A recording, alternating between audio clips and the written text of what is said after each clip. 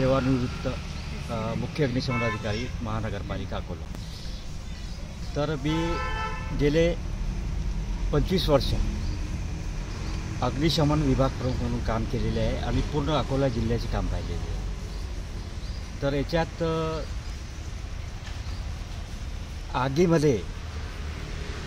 आगीला कोणीच घाबरत नाही। मोठमोठे तुर्रमखा असतील, मोठमोठे राजकारणी असतील, कोणीच घाबरत नाही। परंतु आग लागल्यास किंवा आगीचा सामना करण्याचं काम पडल्यास ते पळून जातात। कारण आग विझवण्याविषयी त्यांची अनभिज्ञता। तर या आगीला आपल्याचा सामना करण्यासाठी आगीची पूर्ण माहिती, कोणत्या प्रकारच्या किती आगी आहे आणि कोणती आग कशाने विझवावी हे आपल्याला माहिती होणं फार जरुरी आहे। तर याचे आपण वर्गीकरण केलेले आहे। आगीचे जसं ABCDE अशा 5 भागामध्ये याचं वर्गीकरण केलेलं आहे। तर एक सर्वात पहिले class A fire. Class A फायरमध्ये आपण घेतलेलं आहे combustible material, all the combustible material, जसं पेपर, वूड, कॉटन या टाईपचे जे जळणाऱ्या वस्तू आहेत ते क्लास A मध्ये घेतलेले आहे। आणि यांना विझवण्यासाठी पाणी हा सर्वोत्तम उपाय आहे। तर पाण्याने ही आग विझल्या जाते। दुसरं, यासाठी या प्रत्येक प्रकारच्या आगीसाठी कोणते फायर एक्सटिंग्विशर लागतात ते मी पुढे सांगणार आहे। तर सध्या क्लास A फायर जे आहे ते पाण्याने आपण आगी सहजतेने विझू शकतो। दुसरा class B fire. Class B फायरमध्ये फ्लेमेबल लिक्विड म्हणजे ज्वलनशील द्रव याच्यात घेतलेला आहे। तर मी शॉर्टमध्ये सांगेल, याच्यामध्ये पेट्रोल, डिझेल, केरोसिन, टर्पेंटाईन, ॲसेटिलीन यासारखे जे ज्वलनशील द्रव आहे, जे जळणारे अतिज्वलनशील, तर ते क्लास B मध्ये येतात। आता ही आग जी आहे, आपण पहिल्या क्लास A वर पाणी मारलं आणि ती आग विझवली, पण ही आग पाण्याने विझत नाही। याच्यावर तुम्ही पाणी टाकलं, कितीही पाणी टाकलं तर ही पसरते, तर ही तर स्प्रेड होते अजून। तर याच्यावर एकच उपाय आहे की फोम कंपाऊंड, अलग अलग टाईपचे, अलग अलग प्रकारचे फोम्स अवेलेबल आहे।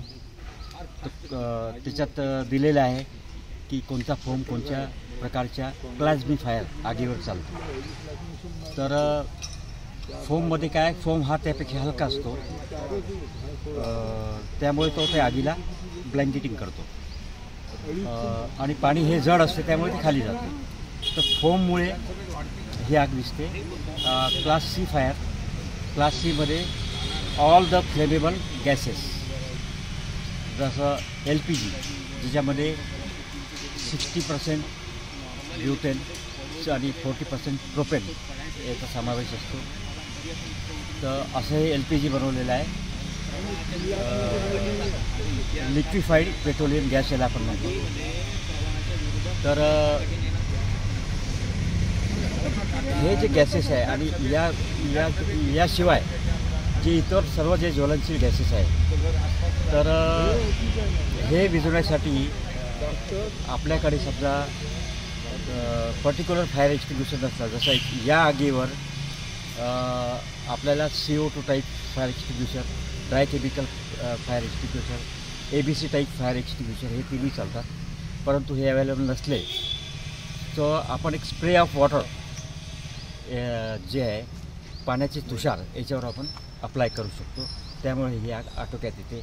अदरवाईज जिथं व्यवस्था असते, जिथं फिक्स फायर फायटिंग इन्स्टॉलेशन असते, जसे दवाखाने, मोठ्या इमारती, हॉटेल्स वगैरे, तर या ठिकाणी आपण ड्राय केमिकल पावडर किंवा CO2चा उपयोग करू शकतो। यानंतर क्लास डी फायरमध्ये मेटल फायर आहे. याला special type of dry chemical पावडरचा उपयोग याच्यावर केला जातो. ते म्हणजे फक्त ज्या ठिकाणी मेटल प्रोसेसिंग प्लॅन्ट्स आहे त्या ठिकाणी याचा या प्रकारचं काम करते, या प्रकारची आग लागते आणि तिथं तशी व्यवस्था केलेली असते. आणि शेवटचं म्हणजे इलेक्ट्रिकल फायर. इलेक्ट्रिकल फायरवर पाणी चालत नाही हे सर्वांना माहिती आहे. तर त्यासाठी जर फायर एक्स्टिंग्विशर नसलं तर आपण रेती वगैरेचा अप्लाय त्याच्यावर करू शकतो. यासाठी CO2 टाईप आणि dry chemical powder ABC powder type fire extinguisher याच्यावर वापरले जाऊ शकतात. धन्यवाद ठाकरे साहेब, आपण दिलेल्या मोलाच्या माहितीबद्दल. बरेचदा असं होतं की म्हणजे आग लागली तर आम्ही विझवू शकू असं लोकांना वाटतं, पण त्याचं पुरेसं ज्ञान नसल्यामुळे चुकीच्या पद्धतीची अवलंबना केली जाते आणि मग ती आग पसरते. रिसेंटली एक असा व्हिडिओ आला होता की ज्यामध्ये मोटरसायकलला आग लागलेली आहे आणि बाजूला पाण्याचा बंब आहे, ते पाणी मारतायत आणि कुणीतरी इकडून त्या मोटरसायकल चालकाला ॲडवाईस केलं की तू पेट्रोलचं झाकण उघडून टाक म्हणजे गाडीचा स्फोट नाही होणार. आणि त्यांनी त्या लोकांचं ऐकून ते पेट्रोलचं झाकण उघडल्याबरोबर त्यांनी स्वतःही पेट घेतला, जळाला. तर हे असे अज्ञानामुळे असे आगजन्य परिस्थितीमध्ये जास्ती अपघात होतात. तर आपल्या ह्या मोलाच्या मार्गदर्शनामुळे नक्कीच हा आम्हा सर्वांना लाभ होईल. धन्यवाद. समजा